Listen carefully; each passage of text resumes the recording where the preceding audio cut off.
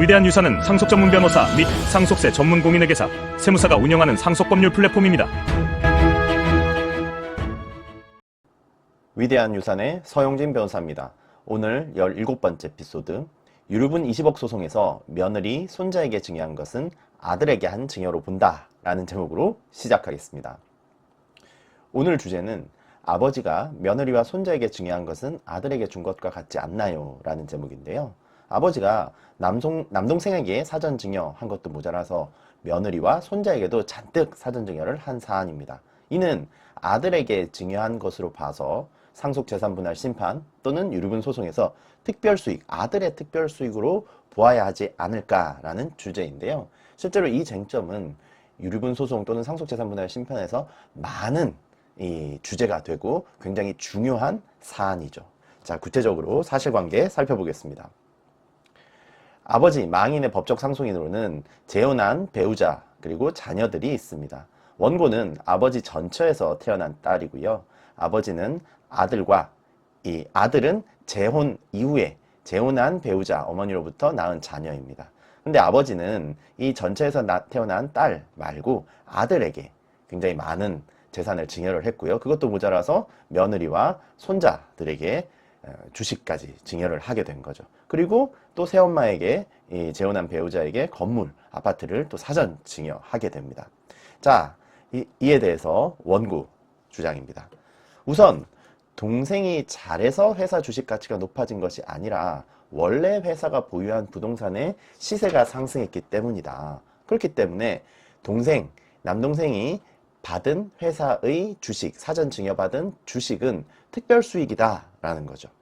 자, 그 다음에 두 번째, 며느리와 손자에게 간 주식 역시, 이 회사 주식 역시 실질적으로는 동생이 아들에게 준 것이다. 며느리와 손자가 아니라. 왜냐하면 이 원고는 남동생에게 유류분 청구를 한 사안이기 때문에 며느리와 손자에게 간 주식은 실질적으로는 아들이 받아간 주식이다. 그렇기 때문에 이것도 유류분 산정 대상 재산 산정할 때 들어가는 이 특별 수익에 이 사전 증여에 포함이 되어야 된다라는 거죠. 만약에 원고 주장이 인정된다면 피고가 유류분 반환해야 될 금액이 훨씬 더 커지는 거죠. 며느리와 손자에게 간 것도 아들 피고에게 본 것이 되기 때문에 피고가 가져간 사전 증여받은 것이 되기 때문에 반환해야 될 침해한 유류분액이 훨씬 높아지는 거죠.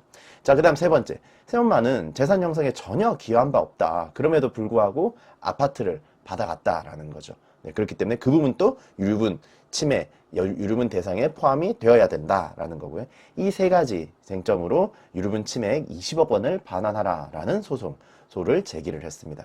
이 소송에서 굉장히 중요한 쟁점들이 많죠.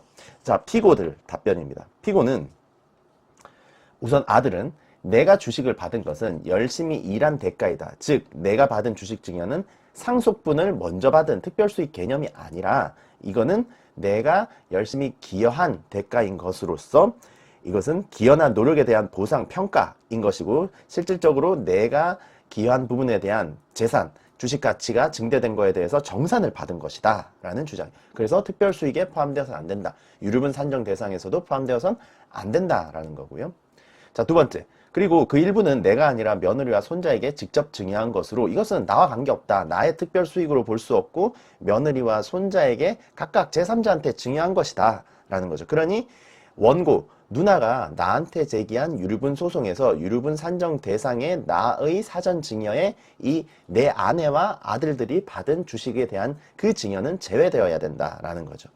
자, 그 다음에 이 새엄마 재혼 배우자는 나는 재산 형성에 기여가 굉장히 크다. 그렇기 때문에 아파트를 받은 것으로서 이거는 기여나 노력의 보상, 평가, 그리고 실질적인 공동재산의 청산 개념으로 배우자에 대한 부양 의무 이행 등이 포함되어 있기 때문에 이건 역시 유류분 대상에 포함되어서는 안 된다라는 게 피고 주장입니다.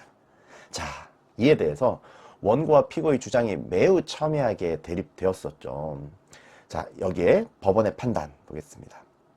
피고들은 원고에게 유류분 침해 9억 원 반환하라. 원고 일부 승소인 거죠. 어떤 부분의 주장이 인정되고 어떤 부분은 기각되었을까요? 자, 구체적으로 살펴보겠습니다.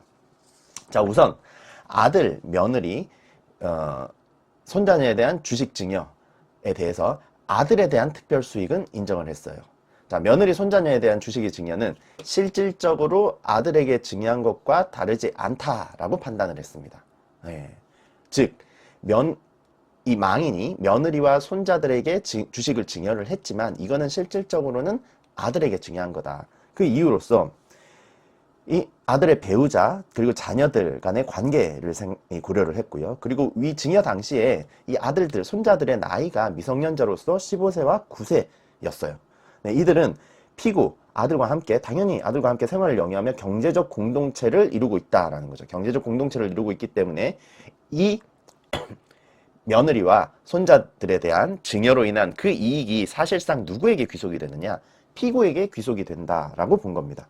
그래서 아들과 별도로 며느리 및 손자들에게 독립된 권리를 부여하는 의미로 주식을 증여할 만한 특별한 사정이 없다라고 판단을 했어요. 그래서 이 며느리와 손자들에 대한 주식 증여는 아들에 대한 특별 수익으로 인정을 하고 그 아들에 대한 특별 수익 사전 증여로 보기 때문에 실질적으로 이거는 유류분 대상에 포함이 되어서 유류분 침해 산정할 때 고려가 된 것이죠.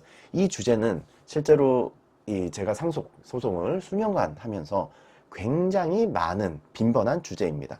당연히 이 피상속인 망인 입장에서는 아들, 자녀, 특정 자녀한테 증여를 많이 하는 경우도 있지만 손자나 며느리한테 많이 하는 경우도 있어요. 왜냐하면 제3자에 대한 증여가 이루어졌을 때 유류분 침해를 산정할 때는 직전 1년간의 이 증여 또는 알았거나 알 수 있었을 만한 특별한 사정이 있어야 된다는 거죠. 그렇기 때문에 이 유류분 소송을 피하기 위해서 또는 유류분 분쟁을 일어나지 않게 하기 위해서 또는 아들에게 더 많은 금액을 주기 위해서 며느리나 손자들한테 주는 경우 굉장히 많죠. 이런 경우에도 이런 사정이 있는 이런 내용들을 고려를 해서 저희가 뒤에서 이 실질적인 이 특별수익 관련해서 굉장히 자세하게 살펴볼 겁니다. 이 주제에 대해서 아들의 특별수익으로 보는 경우도 있고 아닌 경우도 있는데 이 사안에서는 아들에 대한 특별수익으로 본 것이죠. 네, 자, 두 번째 판단. 아들의 경영상 기여는 일부 인정을 해서 이 아들에 대한 주식 증여, 다만 주식 증여 이후에 이 주식가치 평가에 대해서 주식 증여 이후에 이 주식가치가 올라간 부분은 그거는 특별수익으로 볼 수 없다. 왜냐하면 아들이 자동차 부품 제조업 등을 영위하는 회사 경영활동에 참여했고 그 경영상 판단 등을 통해서 사업 확장을 위한 새로운 사업 부지 매수하고 공장 신축 등을 해왔기 때문에 이러한 이 아들의 기여가 있어서 회사의 보유자산이 증가되었고 이러한 보유자산의 변동 및 가치 상승에 따른 회사 주식가치 상승은 피고 아들의 경영활동의 성과로 판단되기 때문에 기여하기 전인 이 아들이 받아서 기여하기 전인 증여 당시의 주식가치를 기준으로 화폐가치를 반영해서 일부만 특별수익 사전증여로 인정을 하고 아들이 기여하기 이후에 기여한 부분에 대한 내용은 특별수익 사전증여로 반영하지 않겠다라는 거죠. 굉장히 타당하죠, 이 부분은. 자, 그 다음에 세 번째, 재혼 배우자의 특별수익. 이 재혼 배우자, 새엄마가 실질적으로 아파트를 증여를 받았는데 이 부분에 대해서는 유류분 산정에 포함을 하지 않았습니다. 특별수익 사전증여에 해당하지 않는다.